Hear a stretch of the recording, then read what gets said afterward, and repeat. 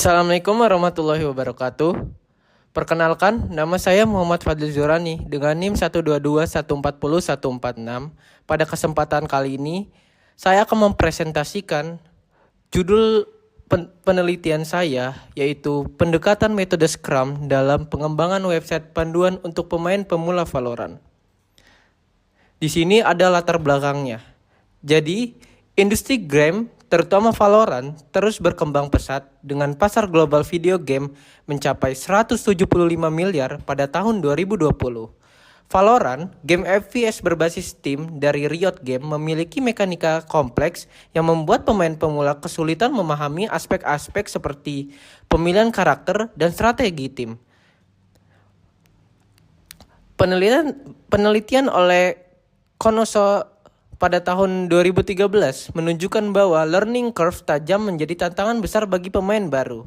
Solusi untuk masalah ini adalah website panduan pemain yang dapat membantu pemain memahami mekanika dasar, strategi, serta tips bermain dengan lebih mudah. Pengembangan website ini menggunakan metode Scrum, bagian dari kerangka agil yang memungkinkan tim untuk beradaptasi dengan perubahan cepat dan meningkatkan konten secara rutin. Scrum dapat meningkatkan efisiensi tim dan komunikasi dalam pengembangan website, serta memberikan fleksibilitas dalam pembaruan konten berkala. Di sini ada identifikasi masalah. 1. Kompleksitas mekanika permainan Valorant menyulitkan pemain pemula untuk memahami elemen-elemen penting seperti pemilihan karakter, kemampuan khusus, senjata, dan strategi tim. Kedua, kurangnya sumber panduan yang komprehensif dan mudah diakses menyebabkan pemain pemula mengalami kesulitan dalam melewati kurva pembelajaran yang tajam. Ketiga, diperlukan metode pengembangan yang efisien untuk mengelola proyek pengembangan website panduan pemain Valorant. Keempat, belum adanya evaluasi terstruktur mengenai efektivitas metode Scrum dan kualitas konten panduan dalam mendukung kebutuhan pemain pemula. Di sini ada rumusan masalah. Yang pertama adalah bagaimana penerapan metode Scrum dalam pengembangan website panduan untuk pemain pemula Valorant. Kedua, bagaimana cara website panduan dapat membantu pemain pemula dalam memahami mekanisme permainan Valorant. Ketiga, bagaimana efektivitas metode Scrum dalam meningkatkan efisiensi dalam proyek pengembangan website panduan ini. Keempat, bagaimana menyusun konten yang sesuai dan mudah dipahami untuk pemain pemula Valorant melalui website. Di sini ada tujuannya. Pertama, menerapkan metode Scrum dalam pengembangan website panduan untuk pemain pemula Valorant. Kedua, mengembangkan website panduan yang mudah diakses dan dimengerti oleh pemain pemula Valorant. Ketiga, mengevaluasi efektivitas penerapan metode Scrum dalam proses pengembangan website tersebut. Keempat, menyusun dan menguji konten panduan sesuai dan mudah dipahami oleh pemain pemula Valorant melalui pengujian dan evaluasi pengguna. Manfaat penelitian ini yang pertama adalah memberikan panduan yang mudah diakses dan jelas. Nomor 2, menjadi referensi dalam penerapan metode Scrum untuk pengembangan website yang dinamis dan membutuhkan pembaharuan konten secara berkala. Dan yang terakhir, menambah wawasan terkait penerapan metode Scrum dalam proyek pengembangan website. Di sini ada penelitian terdahulu. Yang pertama adalah penelitian oleh Adriel Cristina Sasa, Isabel Alves de Almeida, Tabota Nakogami, Fernando Pereira, dan Milena Silva de Oliveira pada tahun 2023 dalam artikel Scrum A Systematic Literature Review. Dan kedua ada studi oleh Antonio Carlos Panganella Junior dan Vinicius Romero da Silva pada tahun 2023 dalam artikel 2020 Years of the Agile Manifesto, a Literature Review on Agile Project Management. Di sini ada landasan teori, ada video game, website, dan juga Agile. Lanjut ada landasan teori lagi, ada Scrum dan User Experience Research.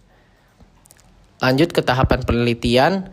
Yang pertama ada pengumpulan data, yang kedua ada pengolahan awal data, yang ketiga ada model yang diusulkan, yang keempat ada eksperimen dan pengujian model, yang kelima ada evaluasi dan validasi hasil.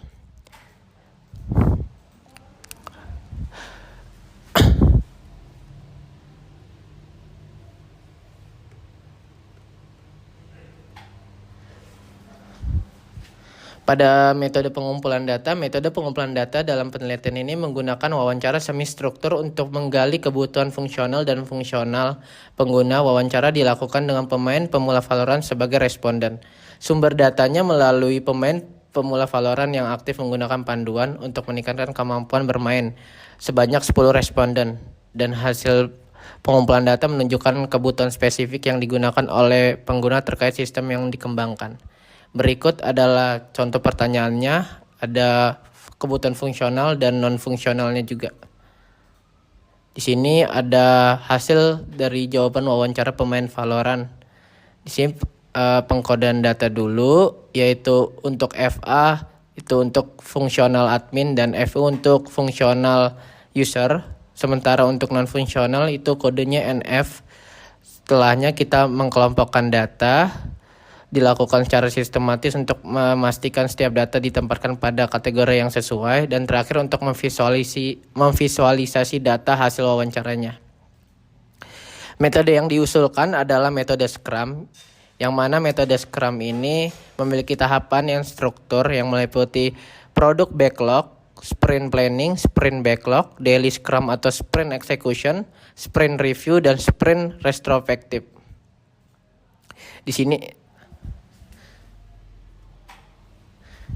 Di sini ada gambar kelas diagram dan use case diagram. Di sini ada activity login admin, ada activity kelola kategori, activity kelola feedback, activity kelola panduan, ada activity melihat panduan, activity mencari panduan, dan activity memberikan feedback. Di sini eksperimen pengujian metode melalui 2 tahap, yaitu merancang antarmuka menggunakan low fidelity prototype dan menggunakan black box testing. Di sini ada gambar untuk lo-fi-nya. Dan untuk black box testing di sebelah ada skenario pengujiannya. Dan di sini ada UX testing. UX testing adalah pengujian untuk mengevaluasi aspek non-fungsional sistem panduan pemain Valorant. Dan di bawahnya ada hasil UX testingnya. Dan terakhir ada validasi hasil.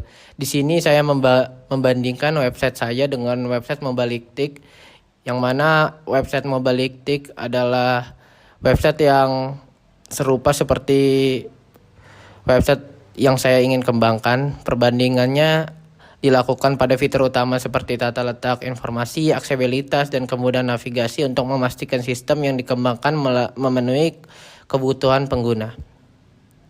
Sekian, terima kasih dari saya.